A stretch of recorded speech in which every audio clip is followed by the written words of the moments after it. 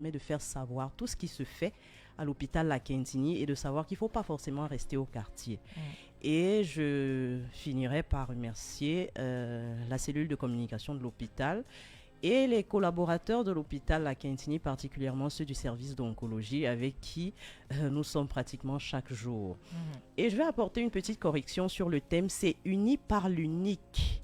Et non Ah d'accord, uni par l'unique, voilà. Uni par l'unique. Uni par l'unique, pourquoi? C'est un thème qui a été choisi pour cette année 2025 et qui va courir jusqu'en 2027, pour 3 ans. Pourquoi? Ah d'accord. Oui. Ça va durer 3 ans. Ça va durer 3 ans. D'accord. Pourquoi? Parce que derrière chaque histoire, chaque diagnostic de cancer, il y a une histoire. Une histoire personnelle d'abord pour le malade, mais pas seulement pour le malade, mais également les accompagnants. Ça veut dire la famille, les amis. Et on se dit, il faut pouvoir recentrer les choses sur la personne humaine.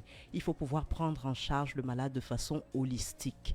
Et donc, ça va passer par la sensibilisation, par l'action. Donc, on va partir de la sensibilisation à l'action à partir de cette année 2025 jusqu'en 2027. C'est en fait pour ça que le thème uni par l'unique a été choisi. Et ici, l'unique renvoie? L'unique renvoie au fait que chaque patient est unique à son histoire. Effectivement. C'est un peu ça. Très bien. Unis par l'unique, le thème de cette journée mondiale de lutte contre le cancer, célébrée le 4 février 2025. Ce sera encore le thème pour le 4 février 2026 et pour le 4 février 2027. Alors, comme d'habitude, cette célébration intéresse particulièrement l'hôpital La Quintini de Douala. Alors, l'année dernière, je me souviens que les chiffres étaient quand même choquants. Apportez-nous de bonnes nouvelles, docteur, s'il vous plaît. Est-ce que ça va? Commençons par là. Est-ce que ça va? Les chiffres continuent d'augmenter. Non. Si. Les chiffres continuent d'augmenter. Et vous savez, l'hôpital La Quintini est un hôpital de référence. Et donc, je vais vous parler un peu de la progression de notre service. D'accord. Ça veut dire en 2021, par exemple, on a eu 1500 consultations, on a eu 400 chimiothérapies, mais en 2024, on a eu près de 3500 consultations pour 1260 chimiothérapies. Vous voyez que les chiffres ont doublé, voire triplé. Et sur ces près de 3500 consultations, c'est 2000 femmes, c'est 1400 hommes et le reste, ce sont des enfants. Vous voyez que tous les âges sont concernés en ce qui concerne cette maladie. Et il faut bien noter que 80%, voire plus, des malades arrivent à des stades avancés. Savoir qu'on souffre de ci et qu'on choisisse de ne pas. Et pourquoi ce choix de votre point de vue? On a peur de la douleur, c'est ça? La peur. Le principal problème, c'est la peur. Il y a la peur et on pourrait mettre à côté le problème financier aussi. Beaucoup de personnes ne savent pas que... Ils ont l'impression parfois que l'hôpital coûte très cher, alors qu'il serait bien de venir avoir la bonne information à l'hôpital. De ce monde par un cancer. Est-ce que le cancer est héréditaire? Première question. Et de deux, quand le docteur dit que les gens ont peur d'aller vers, ou bien arrivent quand la maladie est déjà à des phases un peu élevées, est-ce qu'on peut savoir, comme une grippe, comme une fièvre, de savoir qu'on a un cancer? Même pas, peut-être ne pas savoir lequel. Est-ce que c'est possible? Bien sûr qu'il faut toujours aller vers un médecin. Donc, je voudrais savoir si le docteur essaye de nous édifier. Merci et à bientôt. À bientôt et surtout bonne écoute sur Radio Balafon. Docteur Nancy, je pense que là, on est plus dans les symptômes, les premiers signes qui pourraient alerter sur son état de santé, en tout cas vis-à-vis du cancer, d'un cancer. Oui, bon. Il faudrait le dire, il y a déjà plusieurs types de cancers parce qu'un cancer du sein ne se comportera pas comme un cancer du côlon ou un cancer du col de l'utérus ou encore un cancer de la prostate. Les symptômes peuvent être vraiment différents en fonction du type de cancer. D'accord. Et donc, mais on peut dire les symptômes généraux que l'on peut avoir, ça peut être un patient qui commence à être fatigué, Pourtant, il ne fait pas grand-chose de particulier ou alors ses habitudes n'ont pas changé du tout. Mais il constate qu'il est de plus en plus fatigué. Il constate qu'il est un peu essoufflé par rapport à la normale d'habitude. Il peut constater qu'il perd du poids aussi ou alors il fait de la fièvre. Une fièvre parfois, il traite le palu, il traite des infections. Mais malgré ça, la fièvre continue de revenir. Elle peut avoir un petit temps d'accalmie, mais elle continue de revenir. Ça peut être des symptômes généraux maintenant en sachant que à côté, ça pourra être des symptômes. Par exemple, si on parle de cancer du sein, c'est une boule dans le sein. Si on parle de cancer digestif, ça veut dire l'estomac, le côlon. C'est un patient qui peut avoir du sang dans les selles ou alors un patient qui perd beaucoup de poids. En fait, c'est pas pour créer une phobie en qui que ce soit, mais c'est pour faire comprendre qu'il est vraiment important de se faire consulter lorsqu'il y a un souci parce qu'un diagnostic qui est posé précocement, on peut guérir de cancer, en fait. La journée mondiale de lutte contre le cancer, est-ce qu'elle a été particulière? Elle était une journée particulière pour les patients à l'hôpital à Cantigny de Douala? Oui, elle a été particulière, on va le dire quoi. Déjà, il faudrait, ça c'est la journée mondiale de lutte contre le cancer, le 4 février. Beaucoup de personnes aussi connaissent Octobre Rose parce qu'on fait beaucoup de tapage avec le cancer du sein et tout. 4 février, ça passe parfois. Voilà, on ne sait même pas.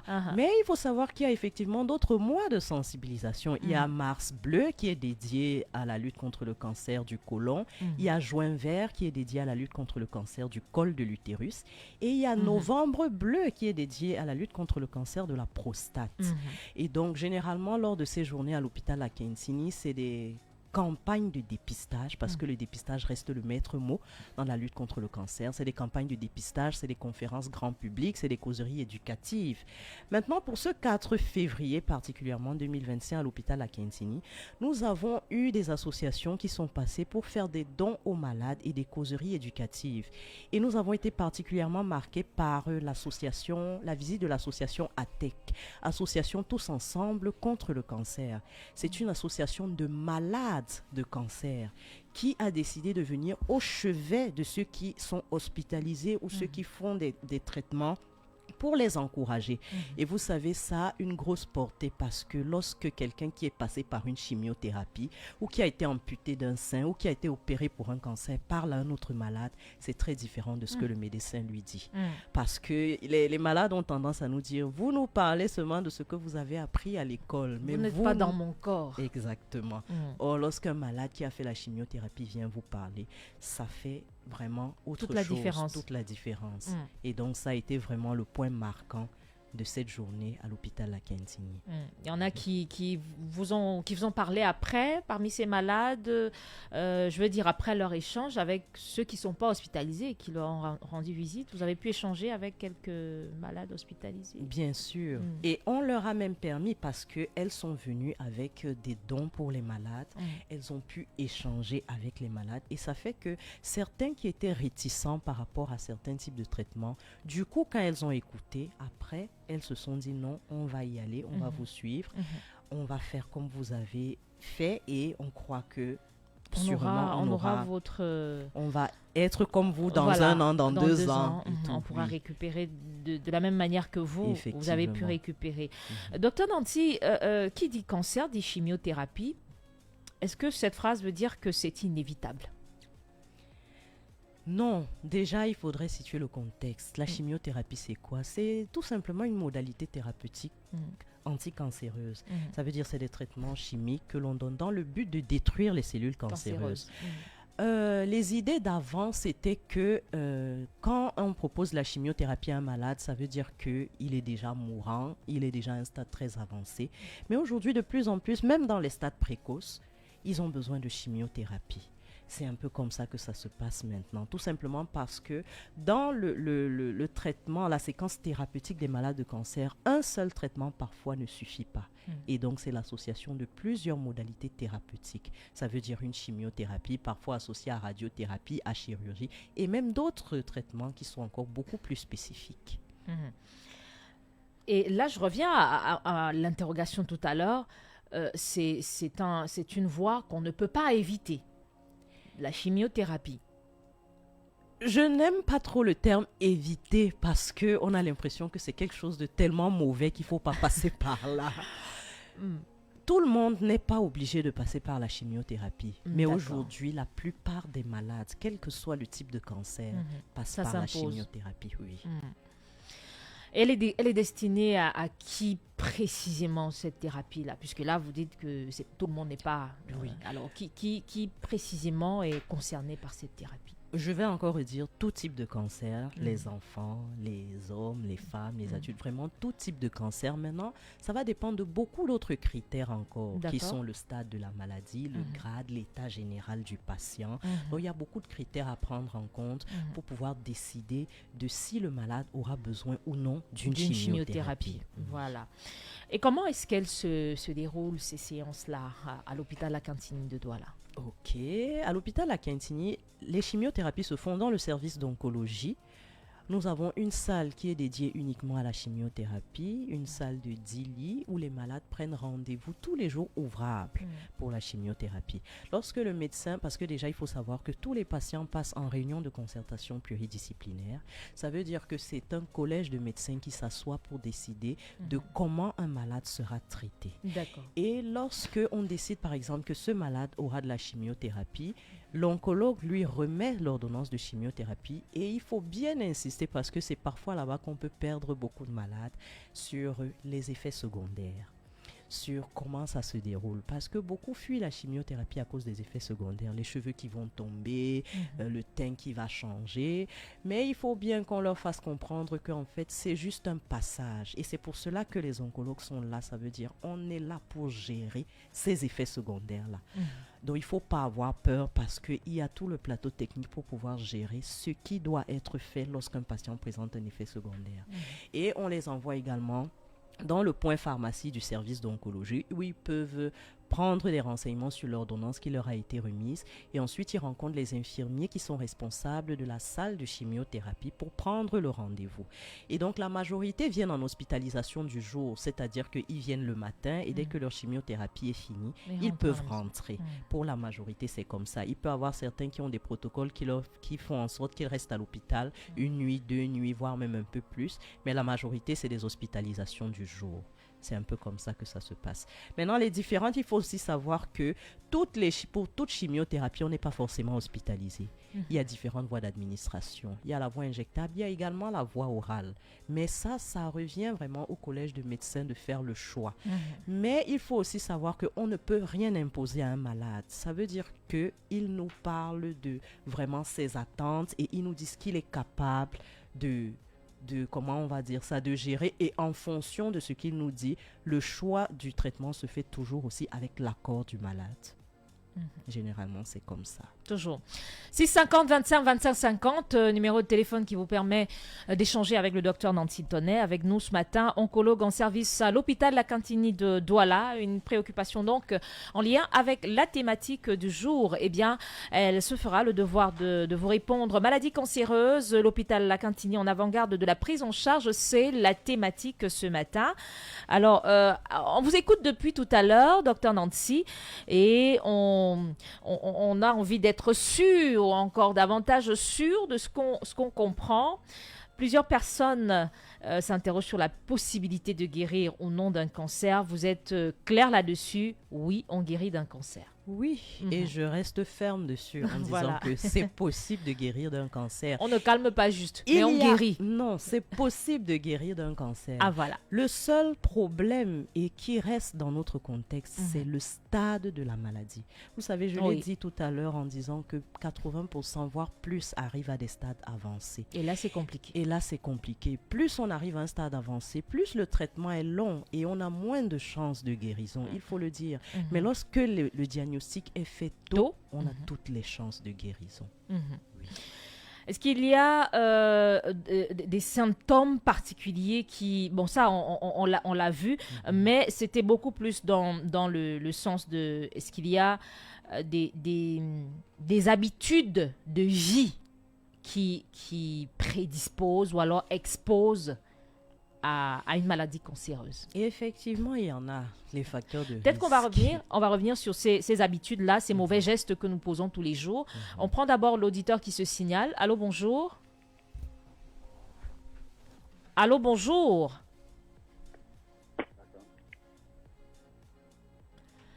Au téléphone, bonjour. Bonjour, docteur. Comment je vous appelle, monsieur? Saron Jacques. Nous appelle d'où? Jacques Saron, Nous appelle d'où? depuis Baham. Bienvenue, le docteur Nancy vous écoute.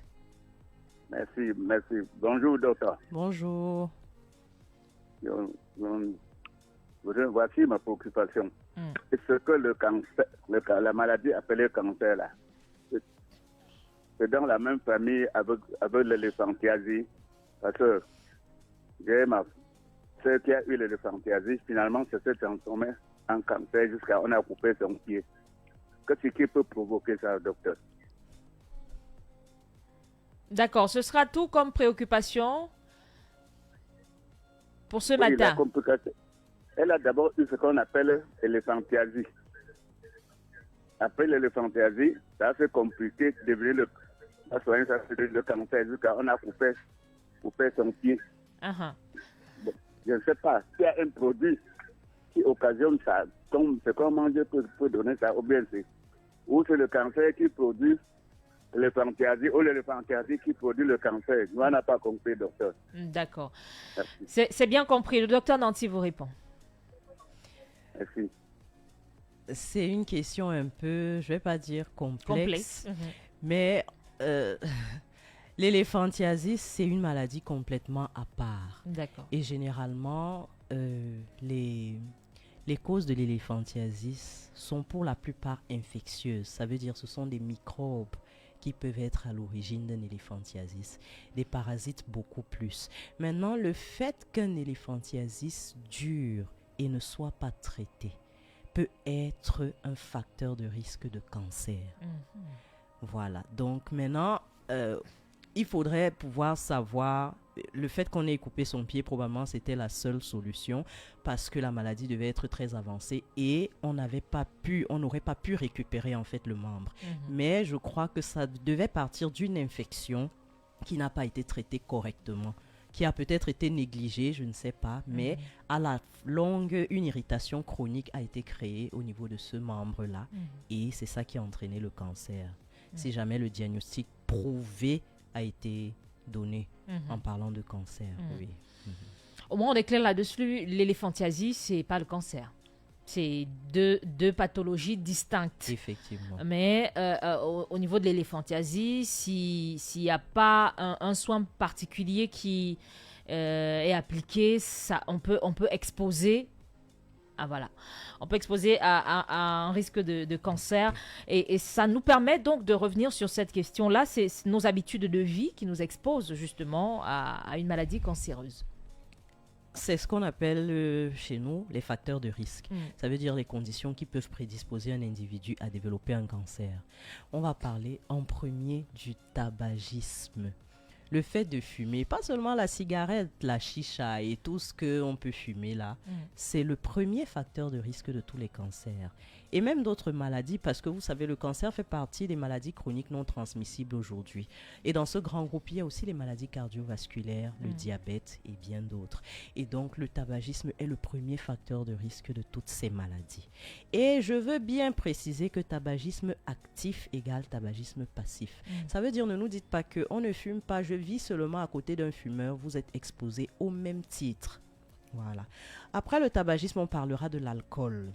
L'alcool également est un grand facteur de risque des cancers.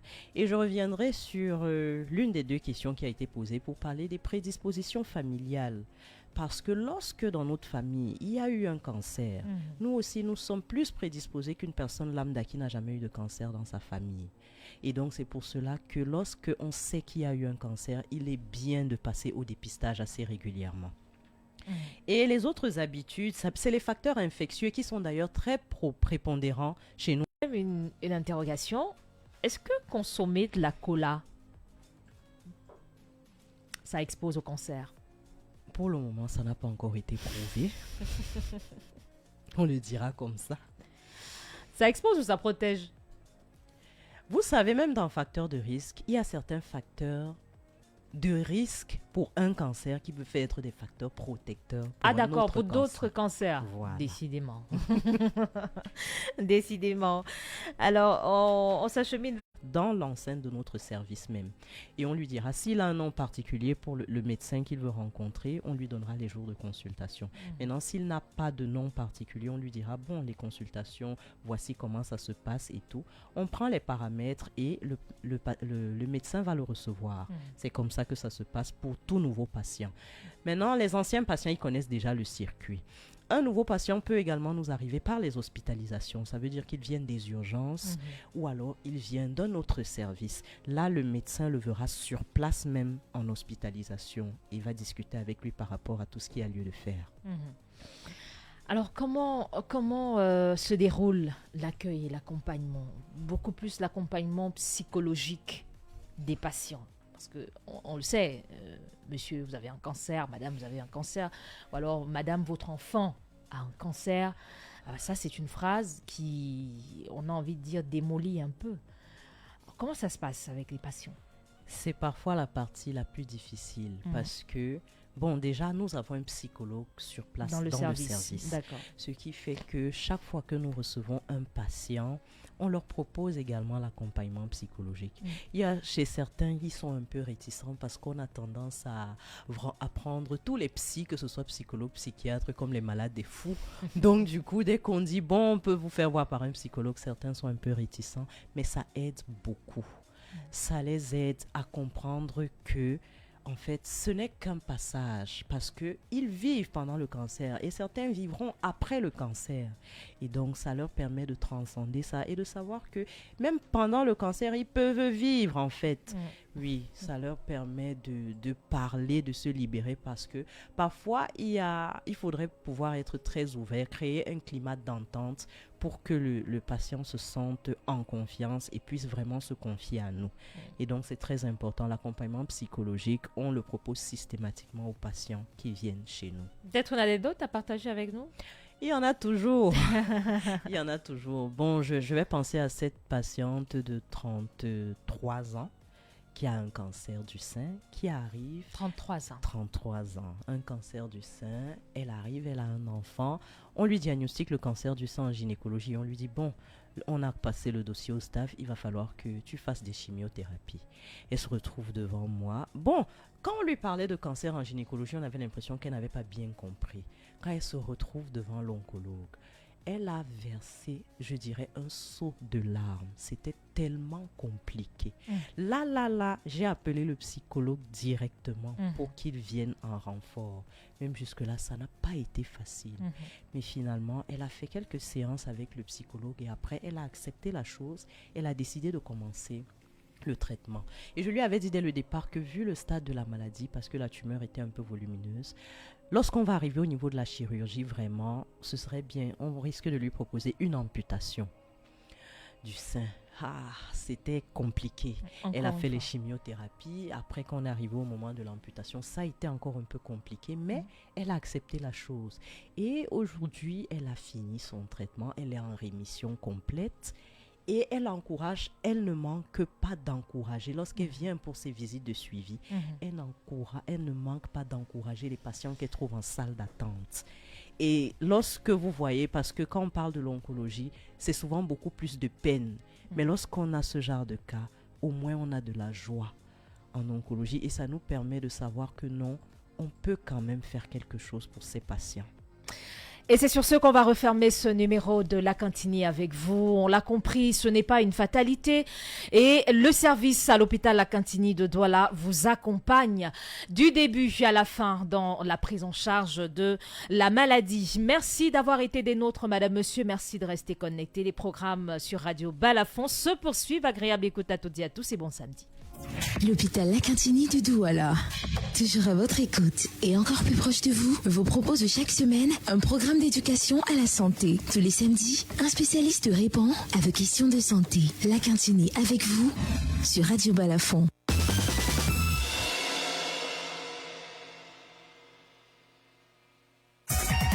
La 4G de MTN est désormais chez toi. Découvre une multitude de possibilités avec l'Internet le plus rapide au Cameroun. Envoie des messages, des photos, des vidéos, regarde des films et des infos à une vitesse incroyable. Tape étoile 123, étoile 10 dièse. Alors, on fait quoi aujourd'hui ?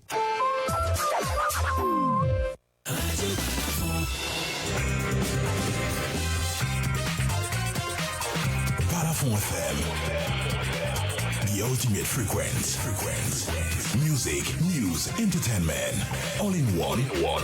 Just for you.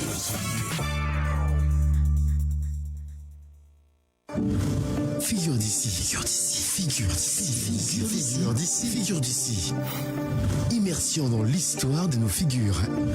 Figure d'ici, l'histoire de nos grandes figures, l'histoire de nos grandes légendes. Le passé recomposé au présent avec Emmanuel Coco. Figure d'ici sur Radio Balafon.